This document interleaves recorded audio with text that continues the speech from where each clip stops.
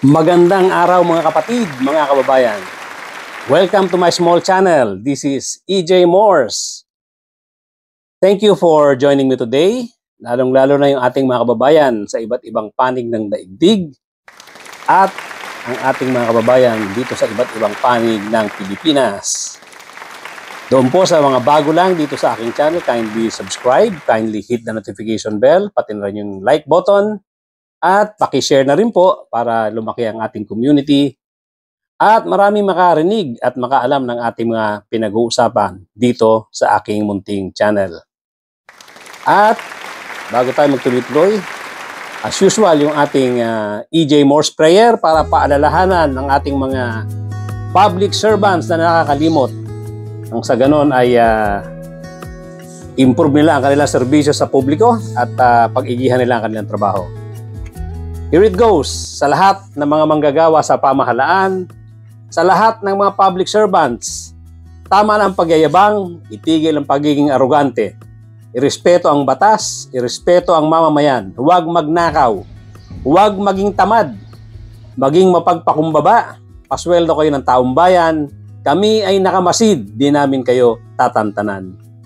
Okay, tuloy-tuloy na po tayo sa ating topic for today.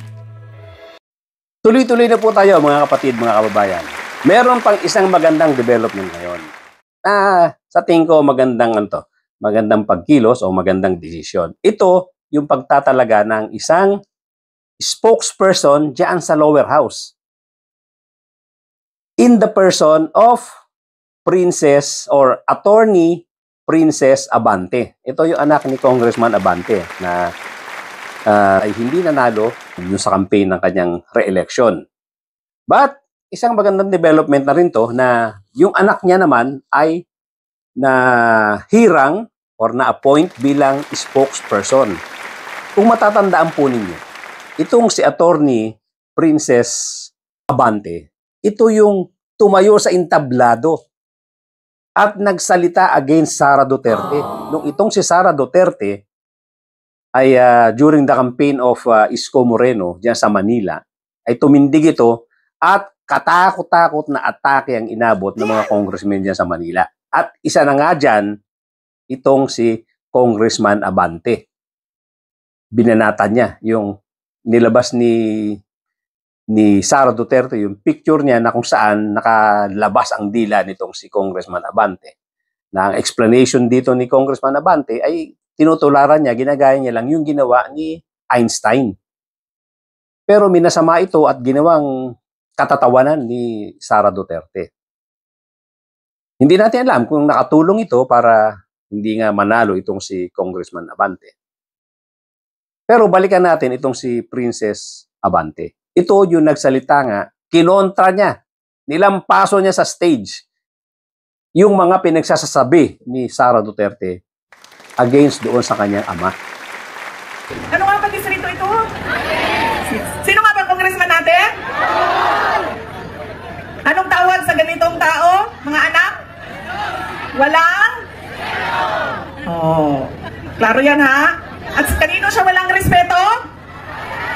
Sa inyo. Sa inyo siya walang respeto. Hindi kayang takpan ng inyong paninira ang kakulangan nyo sa serbisyo dito sa ating distrito. Hindi pa sila doon natigil. Naghanap pa ng dayo.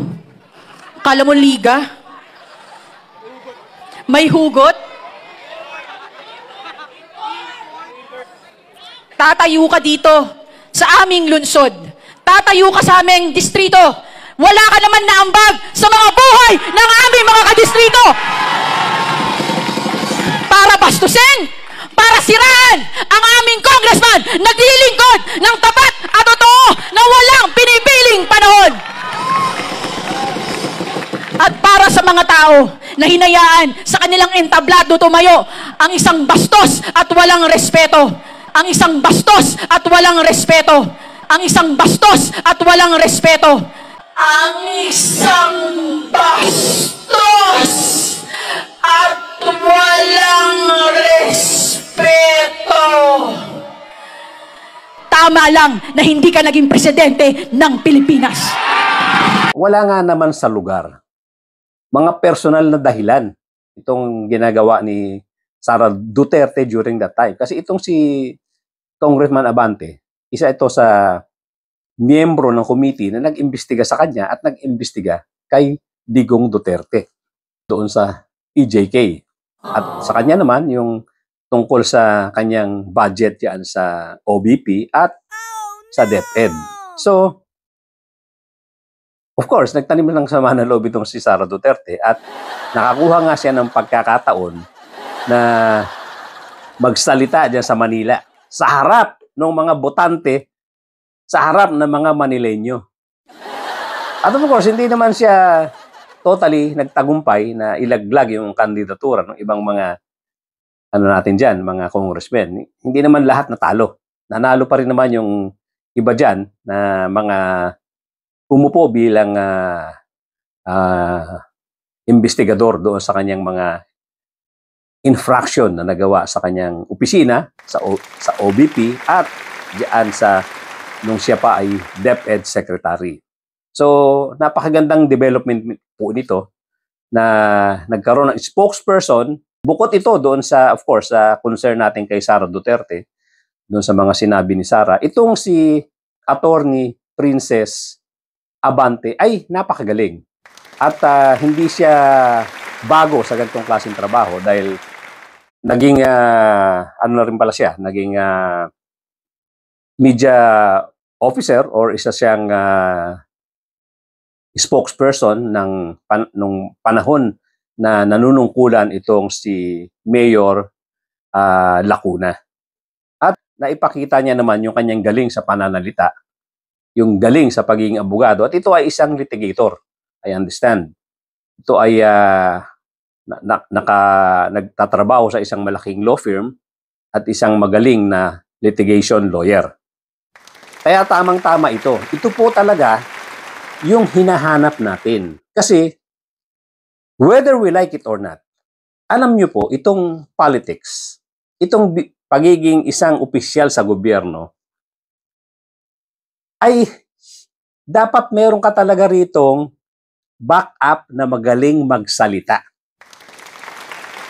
Kung sa kabila, sa kalaban mo sa politics ay gumagamit ng propaganda, may connotation lang na hindi maganda yung propaganda. Pero dito sa pwesto sa gobyerno, dapat meron ka rin propagandist na hindi naman kailangan magsinungaling, hindi naman kailangan mambola.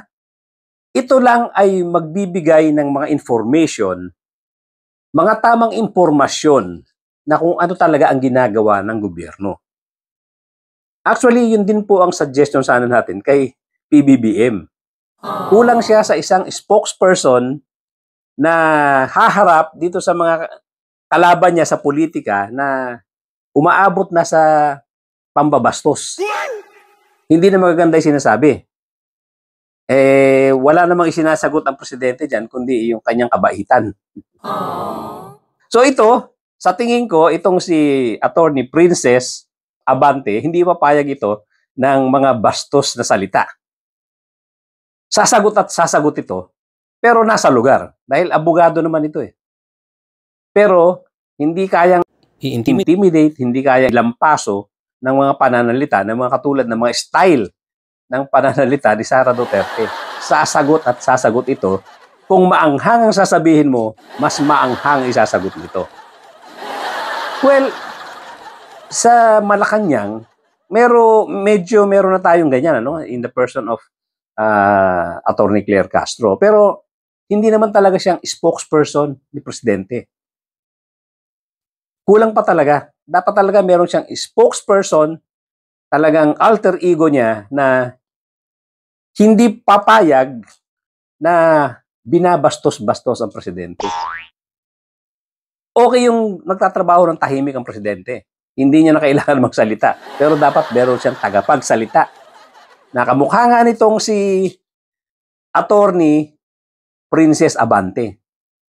Nakita ko yung pagsagot nito sa entablado nung nagsalita si Sara Duterte. ito talaga yung may dating, may tapang din yung pananalita. Kaya tama lang po ito eh. Very timely na naglagay ang Kongreso ng ganito. Unang-una, meron ng mayat-maya pwedeng sumagot tungkol sa mga fake news na lalabas. Naging problema ng ano yan, naging problema ng lower house yan. Ang dami-daming trolls, ang dami-daming fake news na lumalabas na pinasasama ang image ng Kongreso, ng lower house. It's about time na meron tayong taong ganyan na bawat labas ng balita, immediately may sasagot. Huwag po natin palipasin ng 24 oras na hindi sinasagot ang mga fake news. Importante po yan sa gobyerno. Ganon din ang sinasuggest natin sa Malacanang. Pag meron lumabas na masamang balita, especially kung fake news yan, immediately dapat may sumasagot dyan. Pinapatay mo kaagad yung apoy. Kasi nga, yung mga ganyang klaseng balita, after a few days, kung palilipasin mo, siguradong sa dami ng nakakarinig niyan, merong ibang mga taong maniniwala dyan. Milyon-milyon po ang nakikinig, ang nakakarinig ng balita ng mga fake news na yan. Kaya kung hindi totoo yan, marami dyan ang maniniwala. At sa tingin ko, yan po ang dahilan sa pagbagsak ng popularity ni PBBM. Wow. Dahil sa mga banat sa kanya at pinalilipas niya ilang araw. Minsan 1 linggo mahigit pa bago siya sumagot.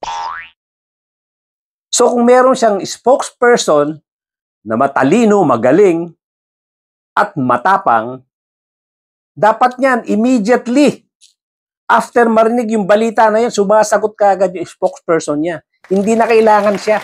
Yung spokesperson niya lang. Kontrahin agad yung mga ganyang klaseng pananalita. At sigurado ko, lalong magiging popular, aangat yung popularity, yung approval rating ng presidente. Kung ganyan, dapat may sumasagot immediately. Wow. Tingin ko yan ang purpose din dito sa Kongreso para iangat ang image. Kasi nga, kung pawabayaan nyo yan, kakainin kayo ng masamang balita. Kakainin kayo ng pintas ng fake news. At marami ang makukumbinsi dyan kung walang kukontra.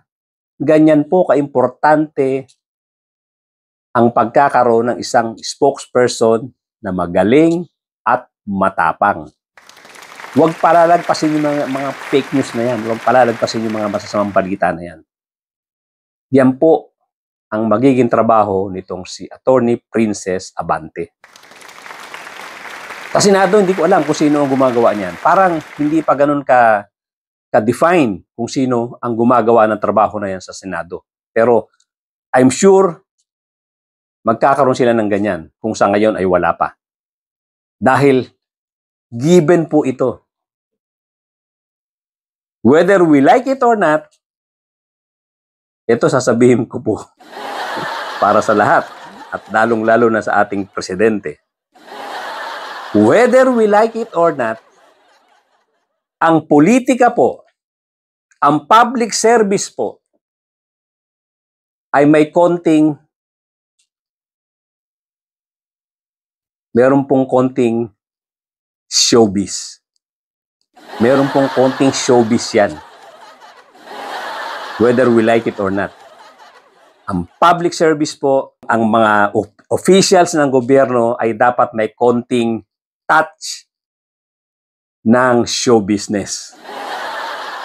Dapat nagpo-project ka sa public bilang isang mahusay na showbiz person. Dapat nakaka-project ka sa public bilang isang magaling, mahusay na showbiz personality. Pag humaharap ka sa public, hindi mo basta pababayaan na ang iyong image ay babuyin ng ibang tao. Hindi basta papayag ka na lang na ang iyong pagkatao ay iniinsulto, pinapakitaan ka na ikaw ay weak, yung ang dami ibinabato sa iyong issue, pero hindi ka kikilos at hindi ka lalaban in public, sa pananalita. Dapat kinukontra mo agad yan, dapat nagsasalita ka kagad yan. Meron kang, ang iba gumagamit ng mga PR office or yung mga public relations people, public relations office, para pagandahin ang image mo. Hindi po pwedeng wala niyan kung ikaw ay nasa mataas na posisyon. Kasi kung pababayaan mo yan, pipintasan ka, gagawan ka ng mga issue, mga negative issue, mapapangit na issues, babagsak at babagsak ang popularity mo. Given po yan.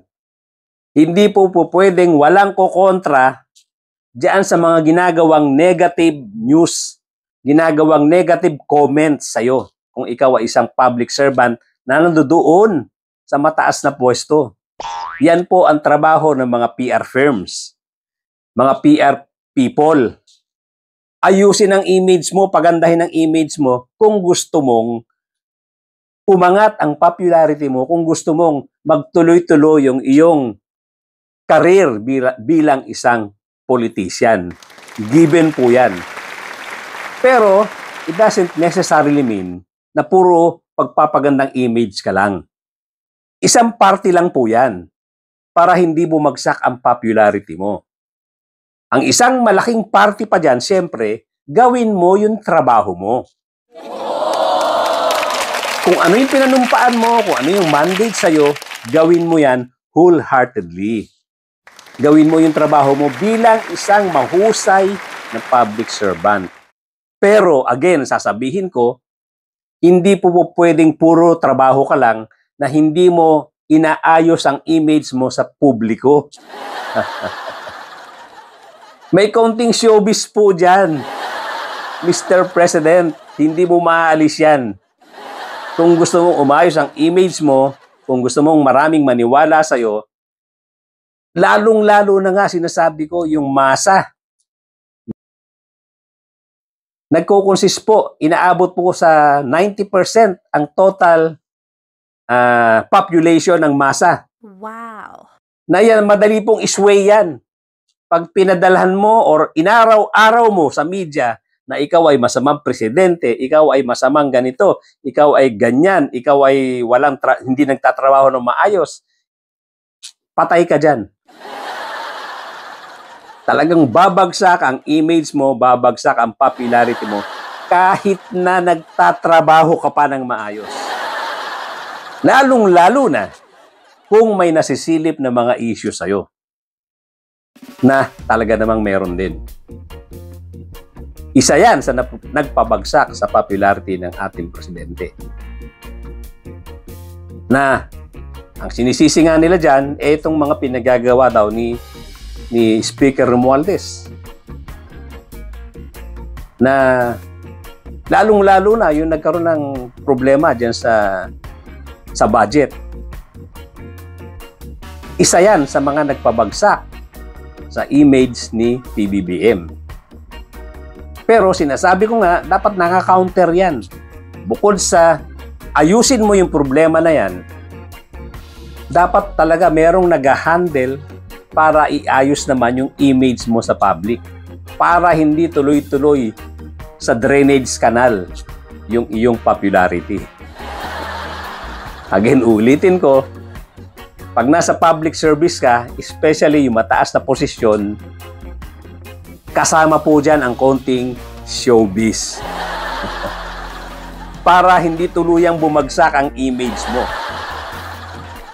Kaya ito sa tingin ko, yung ginawa ng Kongreso, Lower House, na pag-hire ng isang katulad ni Attorney Princess Abante ay magandang move para iangat ang image ng Lower House na binabakbakan ng walang tigil ng mga kalaban sa politika na may perception na sila ang pinatatamaan, kinakalaban sila ng Kongreso, pinatatamaan na sila ang kalaban ng Lower House.